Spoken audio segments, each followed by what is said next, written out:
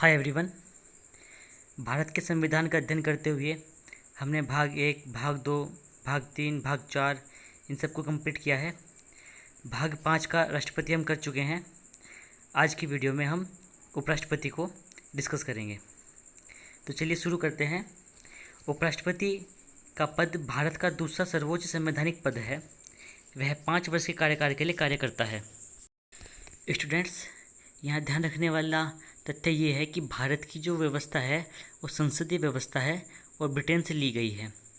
लेकिन भारत में यह उपराष्ट्रपति का प्रावधान अमेरिका के संविधान से लिया गया है। यद्यपि भारत में अमेरिकी संविधान के अनुसार अध्यक्षीय प्रणाली को लागू नहीं किया गया है, अपितु ब्रिटिश प्रणाली संसदीय व्यवस्था को लागू किया गया है। लेकिन उपराष्ट्रपति का पद अमेरिका से ही लिया गया है।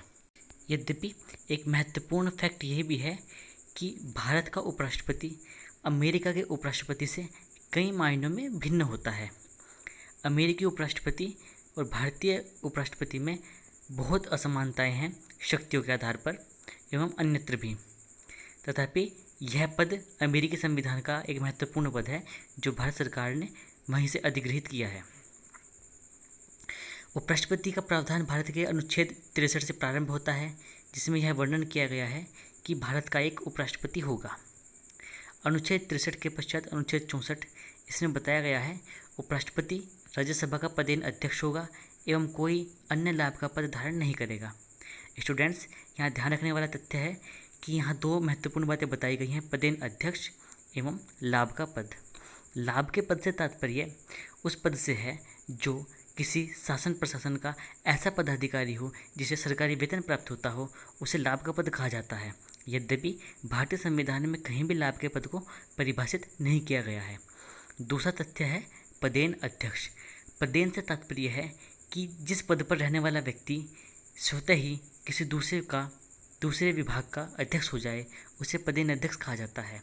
इसी प्रकार जो भी भारत का उपराष्ट्रपति बनेगा वह राज्यसभा का पदेन अध्यक्ष होगा, अर्थात उपराष्ट्रपति बनते ही राज्यसभा का पदेन अध्यक्ष की स्वतः ही शक्तियाँ प्राप्त हो जाएंगी।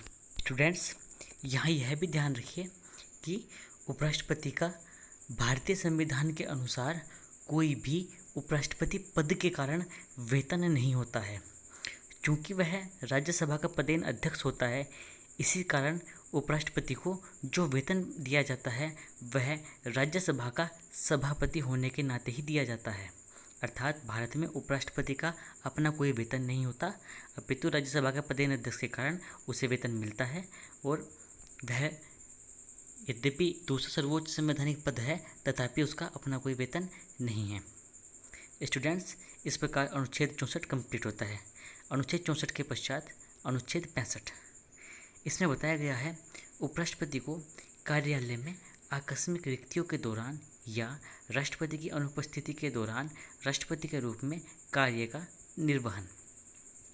स्टूडेंट्स, यह व्यवस्था भारतीय संविधान में की गई है कि यदि उपराष्ट्रपति को कार्यालय में आकस्मिक रिक्तियां हो जाएं या राष्ट्रपति की अनुपस्थिति हो तो भारत का उपराष्ट्रपति राष्ट्रपति का कार्य करेगा।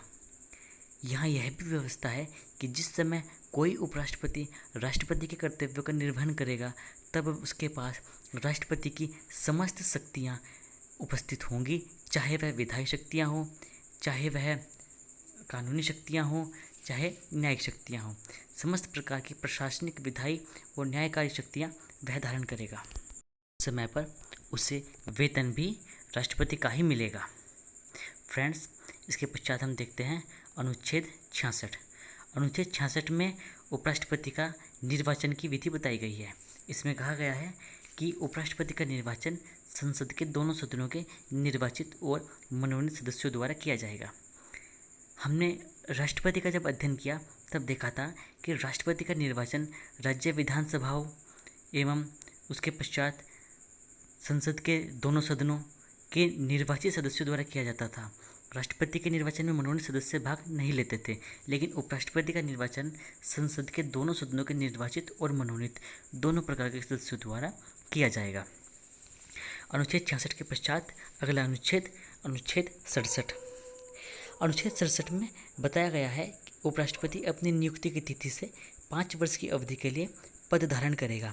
अर्थात इसमें उपराष्ट्रपति का कार्यकाल बताया गया है। इसके पश्चात अनुच्छेद 68।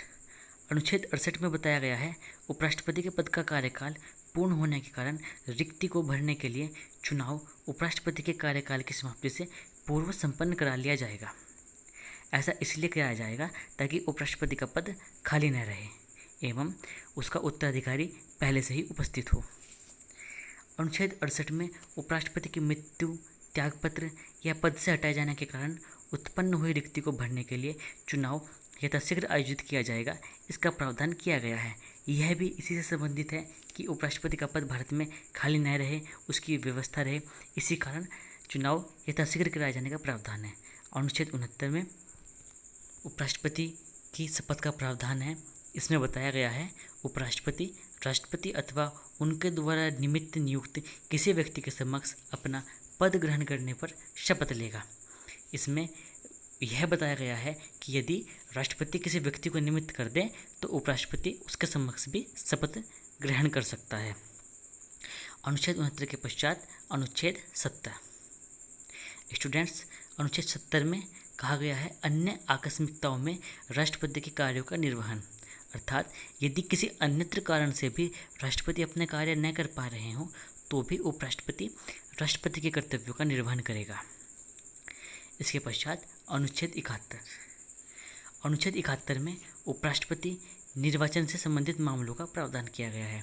इसमें बताया गया है कि यदि उपराष्ट्रपति के निर्वाचन में किसी प्रकार की कोई गड़बड़ होती है तो उसके संबंध में यदि कोई विवाद उठता है तो वह सभी मामले सर्वोच्च न्यायालय में जाएंगे और सर्वोच्च न्यायालय उनके संबंध में न्याय देगा। यहाँ यह भी बता देना आवश्यक है कि उपराष्ट्रपति ने यदि उपराष्ट्रपति बनने के पश्चात कोई कार्य कर दिया हो और बाद में सर्वोच्च न्यायालय ने उसे उपराष्ट्रपति न स्वीकार किया हो, अर्थात यह कहा गया हो कि उसका निर्वाचन अमान्य है, ऐसी स्थिति में भी वह व्यक्ति यद्यपि अपने उपराष्ट्रपति के पद पर नहीं रहेगा तथापि उसके द्वारा किए गए कार्य मान्य रहेंगे। फ्रेंड्स, आज की वीडियो में बस इतना ही। वीडियो अच्छी लगी हो तो प्लीज़ लाइक, शेयर और सब्सक्राइब कीजिए। आगे आने वाली वीडियो में हम आप लोगों के लिए संसद के कुछ चैप्टर लेके आएंगे। Thank you.